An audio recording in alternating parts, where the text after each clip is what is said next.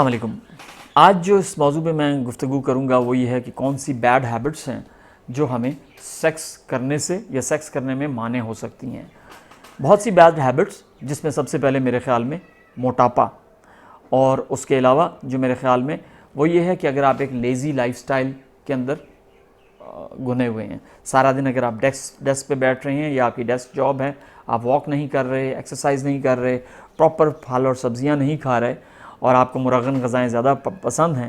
تو یہ آپ کی سیکشل لائف کو ایونچولی جا کے ڈیمیج کر سکتی ہیں۔ بیکاز جب آپ چکنائی والی چیزیں اور مرغن چیزیں زیادہ کھائیں گے تو آپ کا لیپڈ پروفائل بڑھے گا۔ جب آپ کا لیپڈ پروفائل یا آپ کے خون میں چربی کی مقدار بڑھے گی تو آپ کے دل پہ اثرات پڑیں گے، اور سم ٹائمز ہوشیاری نہ آنے میں جو سب سے پہلا آپ کو جو انڈیکیشن ہوتی ہے ہوشیاری نہ آنا،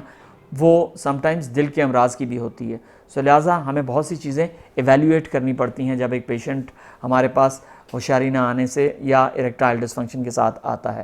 بیڈ ہیبٹس، جس طرح میں نے عرض کیا، آپ کو ریگولر ایکسرسائز کرنی ہے، آپ کو اچھی غذا لینی ہے، اور ہاں، اگر آپ ذہنی بہت زیادہ تناؤ کا یا دباؤ کا شکار ہیں تو یہ یاد رکھیں کہ اریکشن اور سیکشول پرفارمنس آپ کی متاثر ہوگی، بیکاز سیکس کے لیے اور اریکشن کے لیے ایک ذہنی سکون کا ہونا بہت ضروری ہے۔ اس کی میں مثال اس طرح دیا کرتا ہوں کہ اگر آپ کی کنپٹی پہ بندوق کسی بندے نے رکھی ہوئی ہے تو جو لاسٹ چیز آپ کے ذہن میں آئے گی وہ اریکشن ہوگی، بیکاز آپ بہت زیادہ ذہنی دباؤ کا شکار ہوں گے۔ اسی لیے جب کپلز سیکس کا ارادہ کرتے ہیں تو وہ لائٹیں ڈم کرتے ہیں، وہ ایک میوزک لگاتے ہیں، وہ خوشبو لگاتے ہیں، سو بیکاز یہ سارا sets you in a mood اور آپ کو ریلیکس کرتا ہے، اور جتنا آپ زیادہ ریلیکس ہوں گے اتنا آپ بہتر سیکشولی پرفارم کر سکیں گے۔ اسموکنگ، اگر آپ سگریٹ نوشی زیادہ کرتے ہیں یا کوئی بھی نشہ آور چیز استعمال کرتے ہیں تو ایونچولی آپ کی سیکشل پرفارمنس کو مانے ہوگی۔ فار انسٹنس، اگر آپ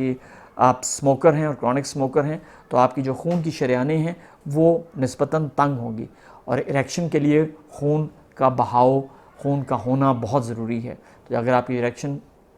آپ کی خون کی شریانیں تنگ ہوں گی تو آپ کو خون کا بہاؤ اس طرح نہیں روانی سے ہو سکے گا جس طرح